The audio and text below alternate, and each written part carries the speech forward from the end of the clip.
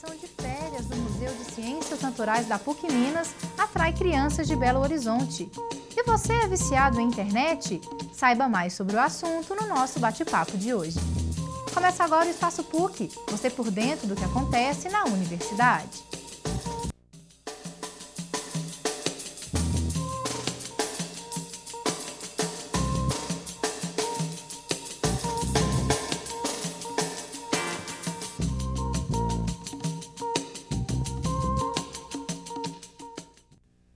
Olá!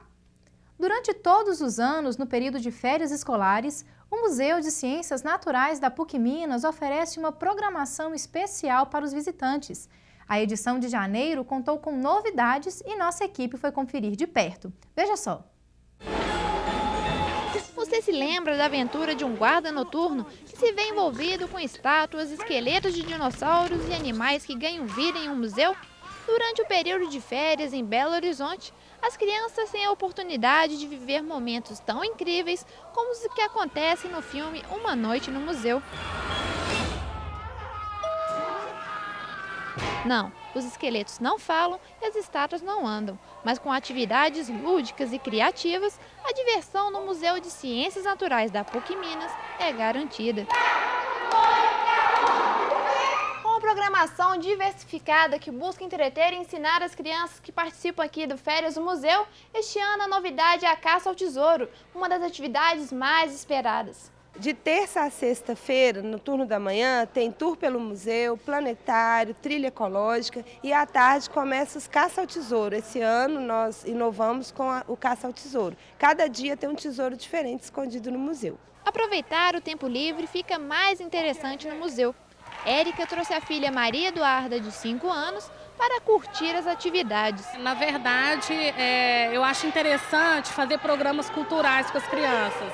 Apesar de ter uma filha só, eu propus nessas férias levá-la ao museu, bibliotecas, para ela interagir com outras crianças e fazer uma programação mais cultural na nossa cidade.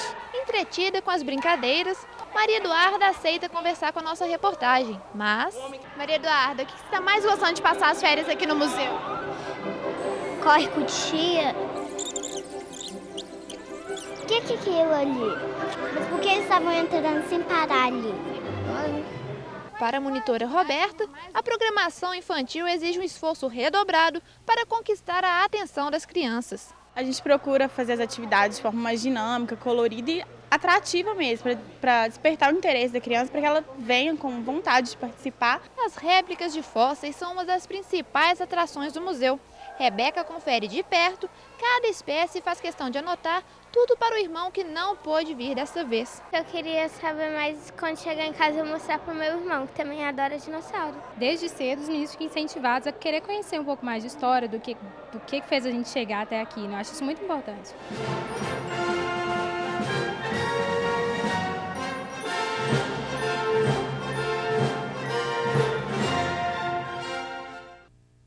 E o Museu de Ciências Naturais traz programações interessantes durante todo o ano. Mais informações através do site www.pucminas.br/museu ou pelo telefone 3319-4152. E quando falamos em vício, logo pensamos em drogas, cigarro, álcool e entre outros. Mas existe um tipo de compulsão pouco conhecida que atinge de 5 a 10% do total de internautas no mundo, que é o vício em internet. Cerca de 100 milhões de pessoas passam horas conectadas à rede, e esses casos de internet dependência vêm crescendo consideravelmente. Mas quais seriam os reais motivos que levam a esse vício? Para falar mais sobre o assunto, eu recebo aqui no estúdio o professor Arthur Moll, do curso de Jogos Digitais da PUC Minas. Arthur, seja muito bem-vindo ao Espaço PUC. Obrigado. Arthur, para a gente começar, esse vício em internet ele é um fenômeno recente? Olha, o acesso popular da internet ele começou ali por volta de 2002, 2003, quando surgiram as internets grátis, IG, BR Free, que popularizaram um pouco essa questão da conexão gratuita, né? Uhum. Então, isso fez com que as pessoas começassem a consumir mais informações dentro da internet. Com a questão da web, a evolução da web, onde as pessoas hoje elas podem contribuir, não só consumir informações da internet, isso faz com que as pessoas também se sintam um pouco mais como parte dessa internet, como produtores do conteúdo que está sendo veiculado. E isso também contribui para que as pessoas, né, passem um tempo maior, né, dentro, ali navegando na rede, porque na verdade elas podem consumir informações, transformar e colocar opinião delas sobre um determinado assunto, em blog, em redes sociais, compartilhar com amigos, né, isso tudo favorece essa questão, né, do acesso à internet. Então, tem uns 8, 9 anos mais ou menos que a gente tem, né, vamos dizer, esse boom e esse processo das pessoas, né, de acessarem um pouco mais a internet. E a gente está saindo agora de um período de férias, principalmente para os adolescentes, para as crianças que ficam muito tempo em casa sem ter o que fazer. Seria esse período um facilitador para se tornar um viciado na internet, alguma coisa nesse sentido? O período favorece em função exatamente da ociosidade, né? As pessoas muitas vezes não estão satisfeitas com uma determinada programação ou não tem nenhum tipo de programa, né, que seja adequado para ela naquele momento, ou ela está em casa, então isso acaba facilitando, porque ela busca, né, a internet para se comunicar com as outras pessoas. Então ela vai entrar ali para, às vezes, através da rede, se comunicar através de programas de mensagem, né, com outros amigos que estão também ociosos em casas, para conversar. Né?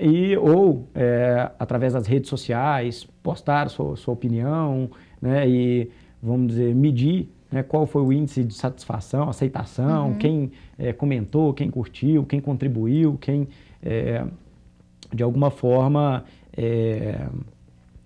está dentro daquela mesma situação onde a pessoa se encontra. Então, acho que essa questão da ociosidade, ela favorece, sim, né, o aumento das contribuições e o aumento do volume de informações que é gerado. E aí as pessoas tendem a ficar mais tempo, primeiro porque existe esse tempo, né, e segundo, em função também de saber o que as outras pessoas estão pensando. Então, né, um emaranhado de situações, né, que favorecem. Que favorecem. E, né, falando assim de jovens e crianças, seriam eles os mais afetados por esse vício ou não? Pessoas assim na casa dos 30? Eu acho que existem perfis diferentes, né? Se tratando de consumo de informações da internet, né, você tem as pessoas que trabalham o dia inteiro, que também trabalham com informações que estão na rede, que tem que monitorar essas informações o tempo todo.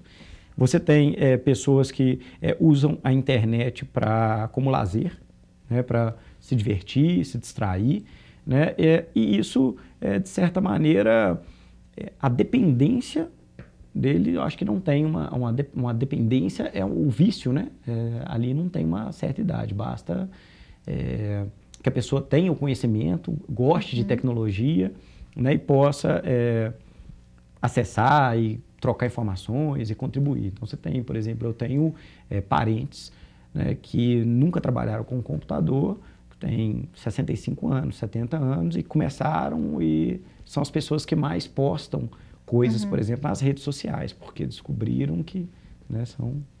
Então, mas você tem uma faixa aí até os 30 anos, mais ou menos, de pessoas que acho que usufruem mais dela tanto para trabalho quanto para lazer. Você comentou aí a respeito das pessoas que trabalham com computador, então a gente poderia dizer que não é possível a gente estipular um determinado horário que seria o ideal para uma pessoa passar na frente da internet, seja com jogo ou qualquer outra coisa, porque o trabalho a gente não tem como medir, mas assim, para criança, por exemplo, que os pais, né, podem dar uma orientada, tem um período assim, ideal para Olha, a gente sabe que o uso dos dispositivos, né, digitais, em geral, eles trazem alguns prejuízos, né? principalmente para a questão da visão, porque a gente fica em jogos, filmes, você fica com a visão muito parada, o tempo todo você esquece de piscar, então aquilo causa uma irritação no olho. A própria postura, como você senta ali também, né, pode te causar algumas dores lombares, né, o que não é um adequado. Então, eu acho que as pessoas podem utilizar, né, talvez como lazer, sem atrapalhar aí os estudos e a vida das pessoas, pode ser utilizado ali durante, sei, 4 horas, mais ou menos por dia, 2 horas. Eu não sei de algum estudo que diga assim, pode usar até tantas horas, porque acho que depende muito do porquê você usa.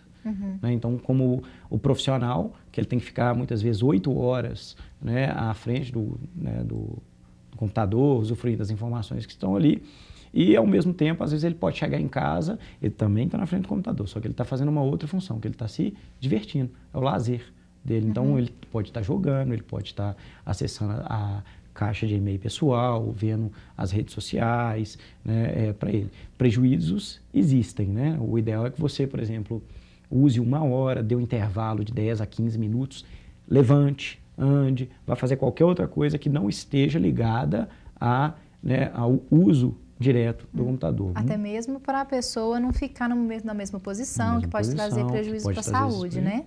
Sim, os prejuízos acho que a gente mais conhecidos hoje, né, são realmente em termos de postura, em termos de visão, né, que a gente vê que tem alguns prejuízos. Tá certo, então, professor. Muito obrigado, viu, pela sua participação no Espaço PUC. E o Espaço PUC de hoje termina aqui.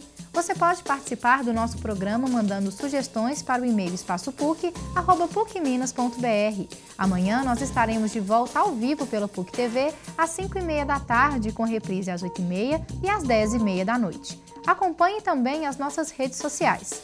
Eu agradeço muito a sua companhia e te espero amanhã.